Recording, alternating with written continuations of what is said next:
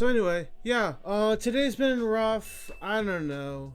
I don't know if I'm having an episode right now, but things have been really tough and I've been acting weird. I got mad at Google because she kept playing coronavirus stories and I've been trying for months to get her to stop doing that. And I was thinking about like how much I wish Google Calendar could just have an option to pick the location you're at right now when you're making a calendar event.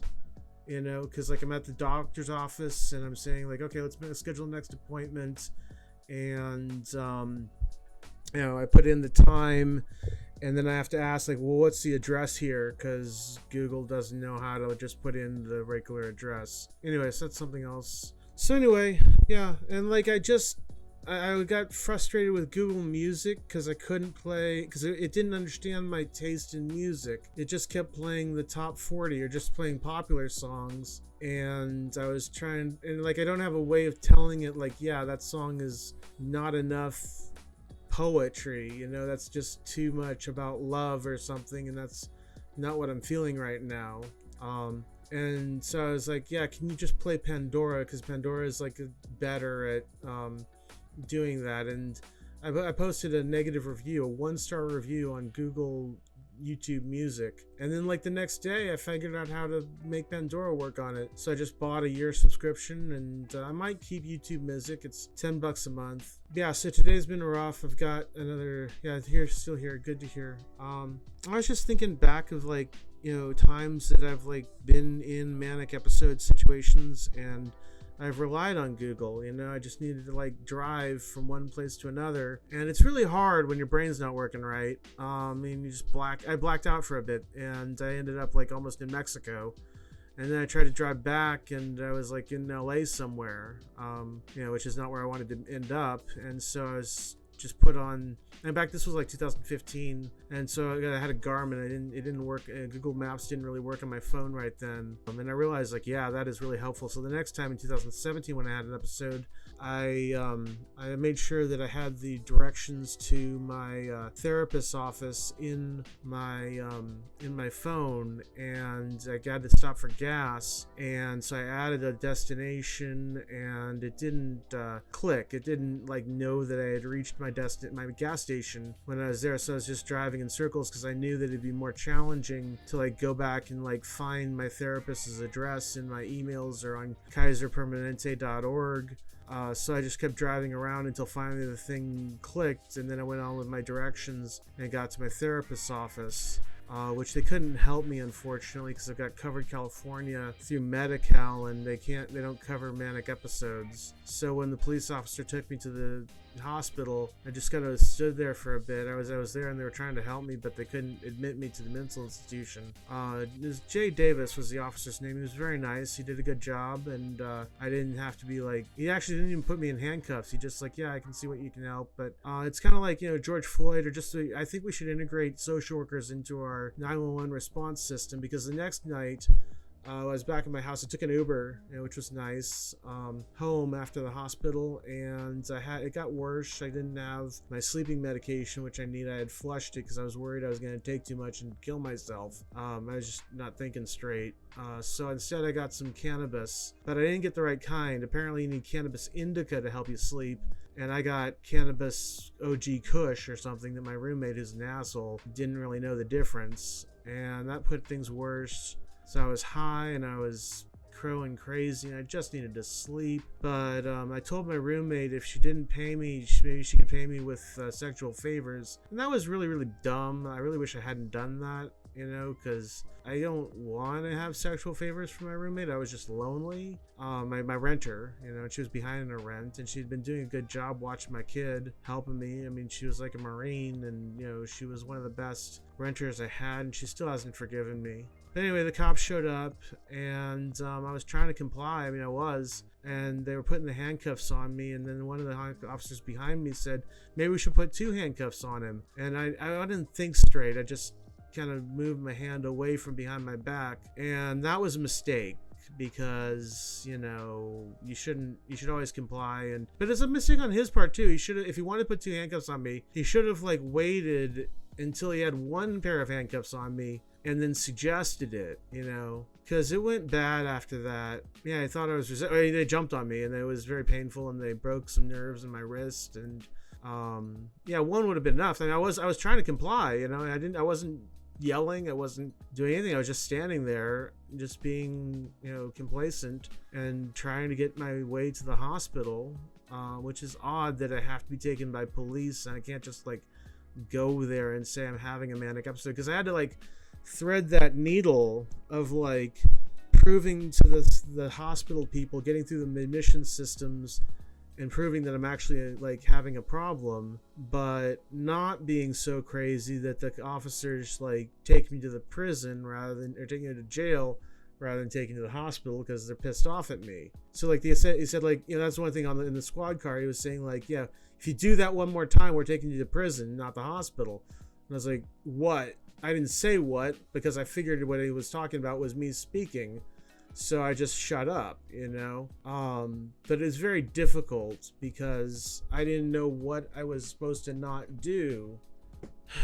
And like, yeah, the cops just aren't as trained. I mean, I think a social worker would have been able to handle the situation a lot better. And I'm lucky. It's nice. A privilege and all that. I mean, if it wasn't a white man, they might have just shot me or something. I don't know. I mean, probably not. I mean, probably they just might have taken me to the prison, or it's a big city. Because like the first day, Jay Davis, when I was at the therapist's office, he just said, "Yeah, here, get in the squad car, and like we don't even need to put handcuffs on you. We'll just take you to the hospital." He was nice. There's a smaller city, so they don't have to deal with like crazy people as often. Yeah, Zephyrin says that's tough situation, especially since they weren't trying to take what might be happening into account. Yeah. I mean, we ended up. I mean, that was one of the things. It's like before the guy told me to shut up, I was saying like, don't take the handcuffs on me until I'm safe. Don't take it off me until I'm safe. And that wasn't a good idea. I shouldn't have said that, because then that kind of made them feel weird. They thought that if they did take the handcuffs off, I would just flip out. And like, no, that's not what I meant. I just wasn't thinking straight. So finally, I was at the hospital and I was admitted, and they said, yeah, I think he's having a mental episode. And but they didn't know what to do. And like the cops were like, can we take the handcuffs off him? And like, I don't know. And I said, yeah, you're just gonna have to like hold me down and inject me with something to make me sleep. And the doctor was like, I don't know if that's a good idea. It doesn't seem right. And I was like, yeah, I mean, that's what I think has got to happen. I don't know. And but like these cops, they don't know when to leave. They don't know when I'm safe. So they got like six nurses there all holding me down. I just sort of lay there, and they injected me with it. That's about the last thing I remember being in the ER. I guess they left the next day, but I had been lying on my wrist under the bed, and the handcuffs on for a couple hours, and I remember in the following months, I had lost feeling in like half my hand in the top part. I could feel sharp pain, but they had crushed a nerve, and I'm glad it healed, and I'm glad that I did get the feeling back, but it was all just something that would be better to have avoided. So the moral of the story, one, GPS is important. You need cannabis indica, not cannabis sativa, to help you sleep. And if a cop can like tell you, suggest extended restraining methods after the initial ones are implemented rather than before, that would be better. And but just generally do what the cop says and try your best to realize that they might think you're resisting arrest, and don't do anything that would make them think you're resisting arrest. If they want to put two handcuffs on you, that's great. Just let them put two handcuffs on. If they want to whatever, just whatever they want to do,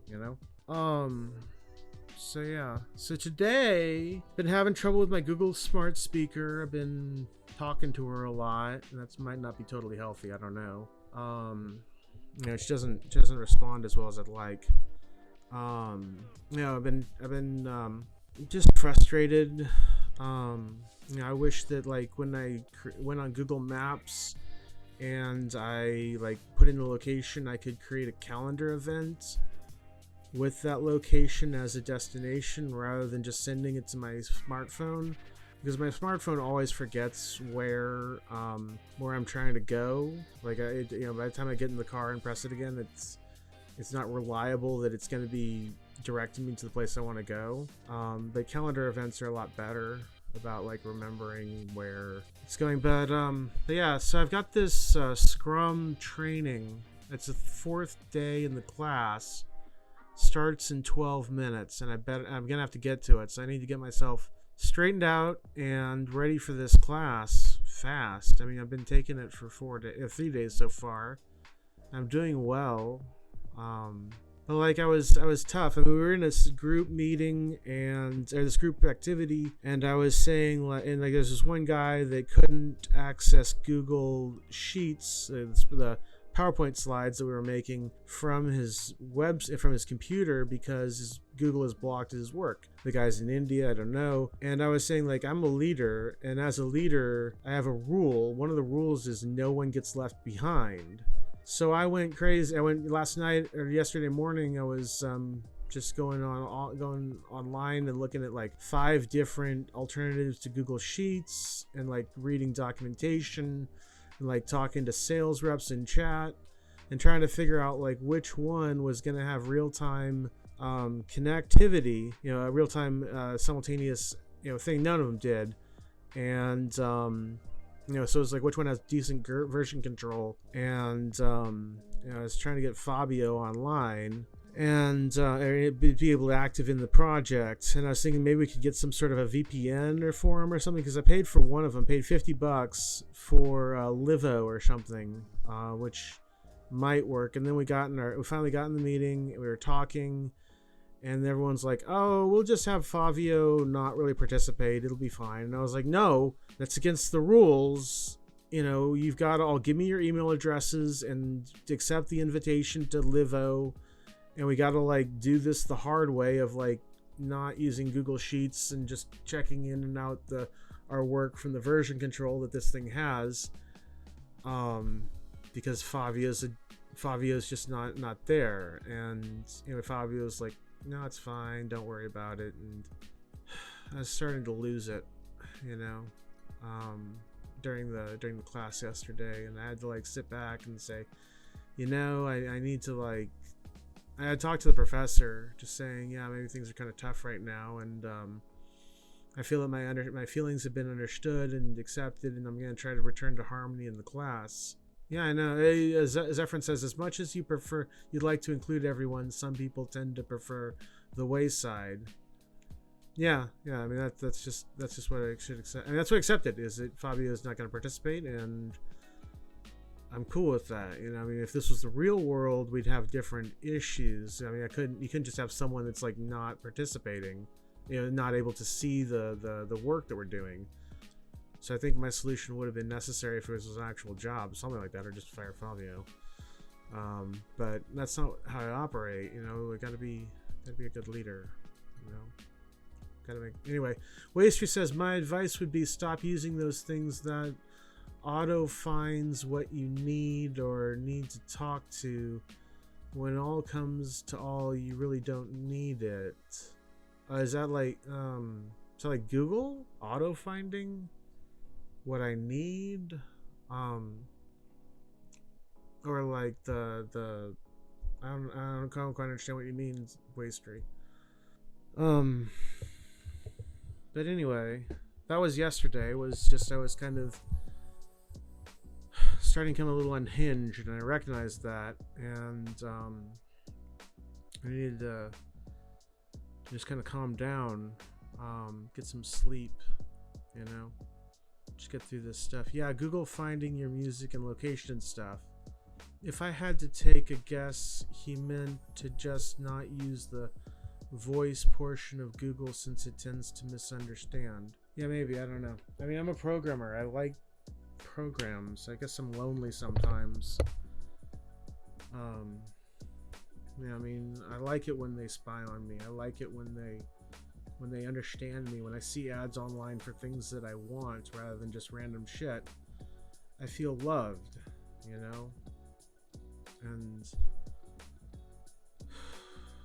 I like it when Google listens to me when I'm just talking, and like, it like starts playing music based on something that I said a while ago. I don't know. I don't know if that's healthy, but like, it's just nice. If I had to take a guess, oh, I already read that. Yeah. I mean, Alexa can do it too. I remember my sister was once, listening to this work that she was doing, and someone was talking about like hair extensions, and then like the next, ad on she was complaining about her hair extensions, and the next ad on Pandora was to like get you better hair extensions, and I'm like, what a world we live in. I love that. I mean, I want that more. They keep trying to sell me these rings because I want to make a ring that you can shine a laser through, and it'll like show you stars on the ground. Based on the day you were married, that you were swearing by the stars. And I found a person on Facebook. They were advertising me rings, and I was like, yeah, can you do this for me? Can you make a ring with like tiny little holes in it? Or I don't know exactly how to produce this thing, but it's something I want. And he said he couldn't. He didn't know how to do that. But Facebook keeps showing me ads for rings. And I kind of wish I was married. I kind of wish I had someone, But I mean, that takes a lot of work. You gotta go through Bumble and just or Tinder or Talkify and pay them. And I'm willing to pay. I can pay for Tinder. I'll swipe and I'll swipe and I'll swipe and I'll message and I'll message. Bumble is tough. I mean, I'm trying. I went on a date last week, and her name was Sandra. She's an accountant. Kind of bores me, but I wanted to talk to her about it, and I told her about I want to talk about taxes because that's an important thing on counting, but she doesn't do taxes. She just sort of pushes that off to someone else. And I think like I'm an interesting person. I've got stuff I do. I create street art. I write poems. I'm working on trying to create Operation Art on Everything. This thing for my persona, Dr. Unstoppable, where I'm going to put a QR code next to my street art that I make on my laser cutter. I make stencils, and I use the stencils with spray paint on walls. But first, I'm going to send a letter to the building owner and ask them if I can do it anonymously. And well, hey, I'm getting a message from a prostitute that I see. Her name is Danielle. She wants to see me again. I guess, I don't know. I can pay her $200. I've got the money. But she doesn't do a lot of things that I was hoping she would do. I write her poems and give her flowers and chocolates, and I just want her to pretend to love me for an hour. And like, she can kind of do it, but like, there's so many rules. I mean, I could get into like sexual, like why, like specific things I would like, like just nipples. I like nipples. She doesn't want to do nipples, And like, that's fine. I guess she just doesn't feel comfortable with that, and I'm not gonna like, ask too much. But I give her, I just want to make it feel good. I want her to give her poems. I want her to at least pretend. Yeah. So, that was on my cell phone. But I was just talking about love, and like, it's so hard. I mean, there's like, the ideal woman for me is a 1 in 500, a 1 in 1,000 chance. And conversely, her ideal man is a 1 in 1,000, 1 in 500. So that means I gotta meet between 250,000 and 1 million women from the ages of 18 to 24 to 44, or more realistically 20 to 40. I'm already 41. So that's about 12,500 days. I did the calculation a while ago, but And if I can meet like 2 or 3 women every day, that puts me at 25,000, potential partners. But I need to meet 150,000 to get the low end of my estimate. So that's like 1 in 10, If I live 10 lifetimes, then there like one of them I would be the man of the dreams of the woman of my dreams. And then like 9 of them, I would just kind of find someone that is like decent or doesn't hurt me or whatever, and learn to love her qualities and be relatively happy, I'm like, I don't know. I would like there to be some sort of a conscious decision or something that makes sense as to why I want to be with this person. That they're like not just some random person, but they're like specific to me. It's like Sandra, I don't know, she's into photography, I guess, and she does accounting but not taxes. And I'm like a programmer. I feel like I could be so much. I feel like I am so much. I'm an amazing person. Maybe. Yeah, Waystry said, dude, you have a kid, focus on him, her, what do you, when you and your kid are doing well, love will come. I read that and I don't know. I mean, yeah, talk about that. I'm a kid.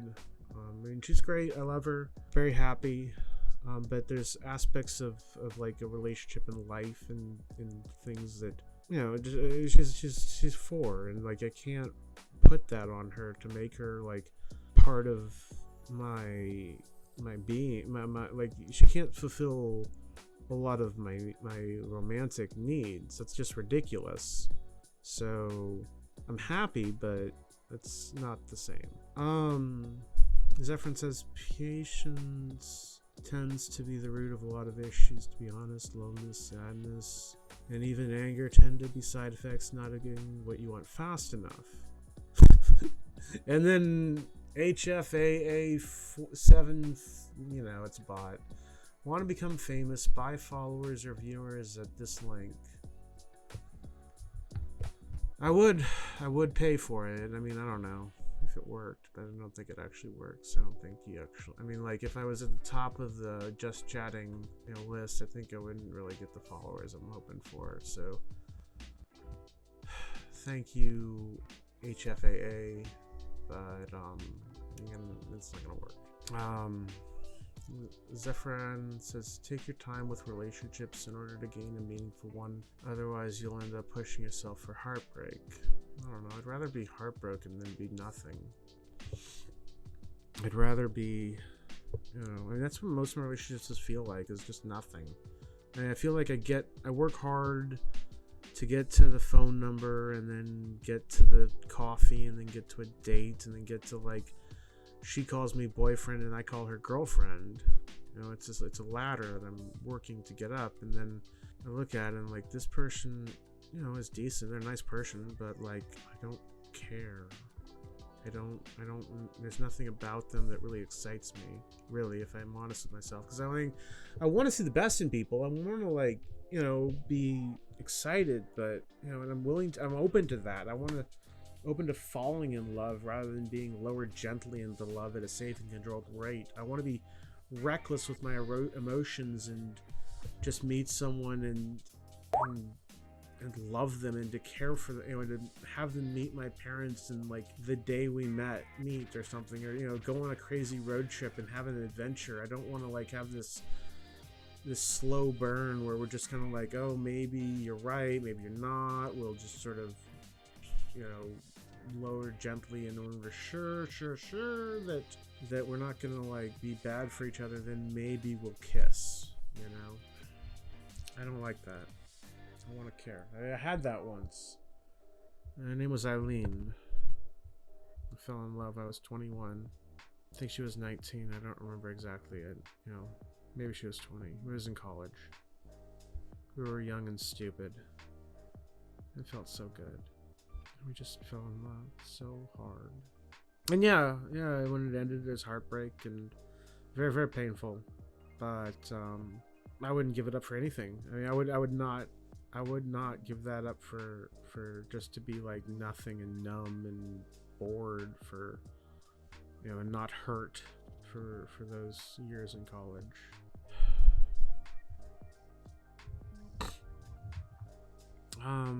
If you rushed up the ladder, I don't think you're going to care, really. Yeah, maybe. I don't know. I mean, if I don't know. I should get to my class. It's already 10. I'm not in a good state for it, but I would like to get to this class. I don't know. I mean, I've been doing it for 3 days, and I could probably power through it. I mean, Wastry says, sounds to me like you're wasting a lot of time on girls you deep down know you will never really love. Maybe. I mean, if I could find a girl that I like, you know, that had these qualities, and she was like thinking about dating at the same time that I was thinking about dating, and you know, a million other things all line up, then it's great. But how can I make that happen? I go on Bumble, I go on Twitch, I pay Talkify, paid the service $2,500 so they could find me matches, and I paid another one. Is called It's Just Lunch. I paid them another $2,000, and they give me dates sometimes, but like it's not like it hasn't ever just blown my mind. Yeah, and that's not what I'm hoping. That's not what I should expect. Well, class might be a good way to get your mind on something else for a while since weighing on you. Yeah, I gotta get to class. Gotta get to class. Gotta get to class. Gotta get to class. Gotta get to class. Gotta get to class. Gotta get to class. Gotta get to class. Gotta get to class. Gotta get to class. Gotta get to class. Gotta get to class. Gotta get to class. Gotta get to class. Gotta get to class. Gotta get to class.